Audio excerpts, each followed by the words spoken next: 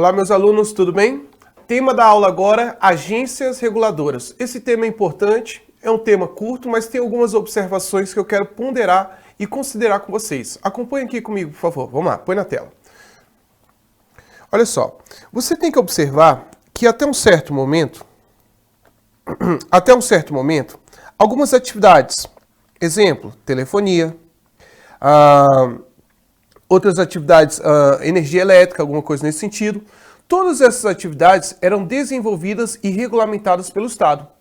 Um certo momento, a administração pública desenvolveu o Plano Nacional da Desestatização, mais ou menos a partir de 95 em diante.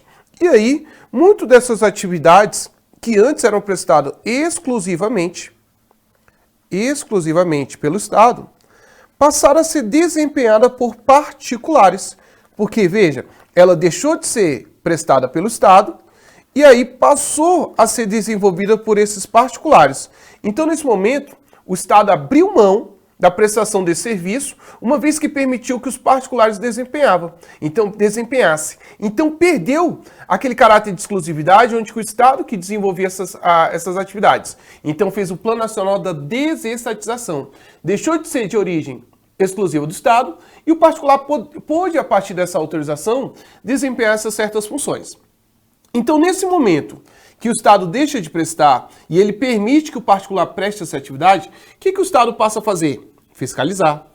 Ele passa, de certa forma, a controlar a atuação desses investidores que passaram a exercer, após a privatização, tarefas que eram desempenhadas antes pelo Estado. Então surge a figura nesse sentido das chamadas agências reguladoras. Então sempre quando você pensar em agências reguladoras, qual foi o intuito da sua criação?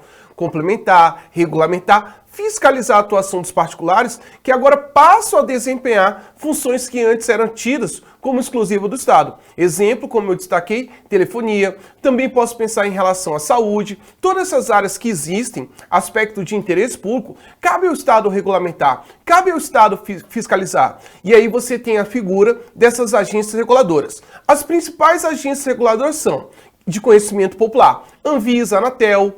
Você tem a ANTT, você tem a ANAC no aspecto da aviação civil. Então, todas essas agências reguladoras, elas tratam de uma área específica. A Anvisa, ela trata no aspecto da vigilância em relação à saúde. A Agência Nacional de Saúde, ela trata de saúde complementar. Você tem a ANEEL, que trata de energia elétrica. Você tem a ANP, que trata de materiais relacionados a petróleo, energia. Você tem aí a Anatel, telecomunicações. Então você tem várias agências reguladoras. Agora, cuidado. Não significa que ela comece com a palavra agência, que ela vai ser uma autarquia em regime especial do tipo agência reguladora. Exemplo, a ABIN. A ABIN é uma agência de inteligência e ela não é uma autarquia em regime especial, ela não é uma agência reguladora. Então acompanhe aqui, vamos lá. Sempre quando você fala em relação a autarquias, você tem várias autarquias. Você tem a autarquia administrativa, que é aquela que eu chamo de autarquia comum. Você tem a autarquia corporativa. Você tem a autarquia fundacional. Você tem a autarquia territorial. Agora, olha o detalhe. Você tem uma autarquia em regime especial.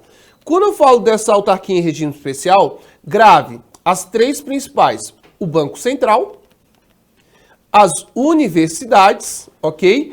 E as agências reguladoras. Então, para a prova da OAB, no exame da ordem, ele pode fazer uma pergunta em qual sentido?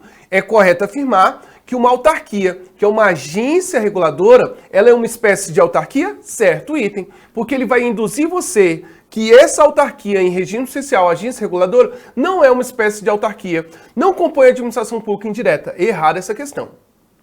Fundamental você observar que, primeiro, qual foi o intuito da sua criação. Segundo, qual é a sua classificação, qual é a sua personalidade jurídica. Classificação autarquia, personalidade jurídica de direito público. Mas lembre que essa não é uma autarquia comum, é uma autarquia em regime especial, porque a lei de criação dela traz certas prerrogativas que as outras não detêm. Quais são essas prerrogativas, quais são essas características? Vamos destacar aqui uma por uma que eu trouxe aqui para vocês. Primeiro, os dirigentes, eles possuem um mandato, uma certa estabilidade. Então, por mais impopular que seja a medida praticada por esse dirigente dessa agência reguladora, ele não pode ser nomeado e exonerado ao bel prazer do governante. Então, nesse sentido, observe o seguinte: o presidente da República no âmbito federal, ele indica quem vai ser o seu presidente, o seu dirigente da agência reguladora, mas há de ter uma sabatina pelo Senado Federal. Então você já tem um procedimento especial que as outras autarquias não detêm. Nesse momento que ele foi lá, está composto, foi sabatinado, ele está lá diplomado, exercendo a função, ele não está ocupando um cargo normal, e sim exercendo um mandato. Então, se é um mandato, prazo determinado, certa estabilidade. E dessa certa estabilidade, ele só perde ela em alguns casos. Primeiro, se ele desistir, renúncia. Se ele cumprir o prazo do mandato dele pelo decurso do tempo. Ou seja, cada lei de criação vai ter um prazo definido que vai variar de acordo com cada lei de 3 a 5 anos, por exemplo. Então, passados os 3 anos, passados os 4 anos, o que seja, os 5 anos do seu mandato, ele terminou, ele sai. Agora, olha só, ele pode sofrer um processo administrativo no qual lhe seja garantida a ampla defesa e o principal, uma sentença judicial transitada em julgado, também pode ser uma causa que ele venha a perder o seu mandato. Outra característica importante que eu quero destacar, a questão do mandato fixo, que é o prazo que vai ser variado de acordo com a lei de criação de cada agência reguladora. E olha só, concluído o seu mandato naquela área que ele regulamentava, exemplo, vamos imaginar que eu era o dirigente da Anatel. Então eu regulamentava o setor de telefonia. Bacana? Então observe que depois que cumpriu o período do meu mandato, eu não posso ocupar um emprego na Vivo, na TIM. Você concorda que esses eram os setores que antes eu regulamentava? Então durante um período eu vou sofrer aquilo que eu chamo de uma quarentena. Momento esse que eu sou impedido de exercer ofícios, profissões, no setor que antes eu regulamentava. Mas nesse sentido que tem a quarentena que está prevista em lei, já que eu estou sendo impedido, eu vou ser afastado. Mas, consequentemente, eu não perco a minha remuneração durante esse período de quarentena. E uma coisa que eu acho fundamental destacar, lembre que União, Estados, DF, municípios, que são as entidades federativas, que são as entidades políticas, elas podem legislar. Podem criar leis, podem inovar no ordenamento jurídico, uma vez que elas têm autonomia administrativa, financeira, gerencial e também têm autonomia política. Por isso que eu chamo elas de entidades políticas. Agora, quando eu falo das autarquias em regime especial, ok, tem autonomia administrativa? Tem. Tem autonomia financeira? Tem também. Tem autonomia gerencial? Claro que sim. Mas não possuem autonomia política, porque essas entidades administrativas, como autarquias, fundações, empresas públicas, sociedade de economia mista, elas não têm capacidade legisferantes. Elas não têm capacidade de legislar, de inovar no ordenamento jurídico.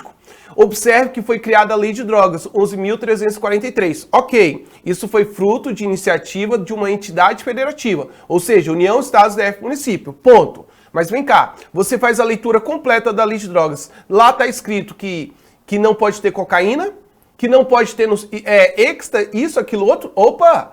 Quem foi que regulamentar? Quem foi que regulamentou? Quem foi que definiu o que seria drogas? Foi a Anvisa, a portaria 344 de 98. Então, nesse sentido, observe que você está observando o chamado princípio da deslegalização ou princípio da deslegificação. Sabe por quê? Essas autarquias em regime especial do tipo agência reguladora, elas têm o chamado poder normativo, poder regulamentar, o que lhe permite editar atos abaixo da lei no intuito de complementar a norma.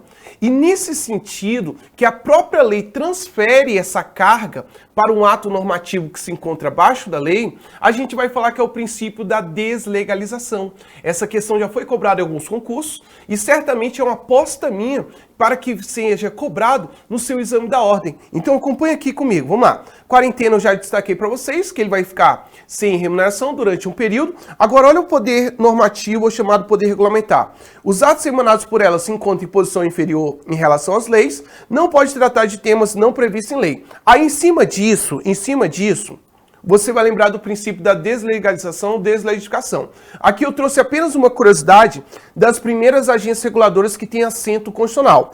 A primeira que tem assento constitucional é a Anatel e a ANP, mas, porém, todavia, mesmo sem previsão constitucional, a primeira agência reguladora que foi criada foi a ANEEL. Bacana? Só uma curiosidade, isso foi cobrado numa prova da magistratura, por isso que eu trouxe para vocês. Agora, olha o princípio que eu estava destacando. É o princípio da deslegalização. De acordo com o Cioni Borges, a deslegalização, também chamada de delegificação, nesse caso, o legislador deixa um espaço, olha só, ele deixa uma lacuna para uma função normativa inovadora, de determinadas atribuições a outros organismos estatais estranhas à estrutura do legislativo. Exemplo clássico são as normas editadas pelas agências reguladoras, porque as leis que tenham o atributo, poder normativo técnico de tais entidades, são vagas, são omissas, que eu posso dizer. Então tá aqui, ó, a Lei 11.343, ok. Ela falou que você não pode ter, usar, armazenar, ceder, comprar, doar, aquele tanto de coisa, drogas. Mas cadê? Você faz a leitura completa da lei e você não acha a definição do que é drogas. Então, intencionalmente, o legislador deixou esse espaço para que a Anvisa, que seja um órgão técnico especializado, venha definir o que seriam essas substâncias, esses fármacos proibidos. E aí foi editado a portaria 344 de 98, que regulamenta a lei de drogas, dando base, dando vazão ao chamado princípio da deslegalização, ou também chamado de deslegificação. Então, bem simples, bem direto ao ponto, essas são as principais informações que você tem que ter em mente quando você pensar em relação a essas agências reguladoras, essas autarquias em regime especial. Um grande abraço, meus alunos, e vamos para cima!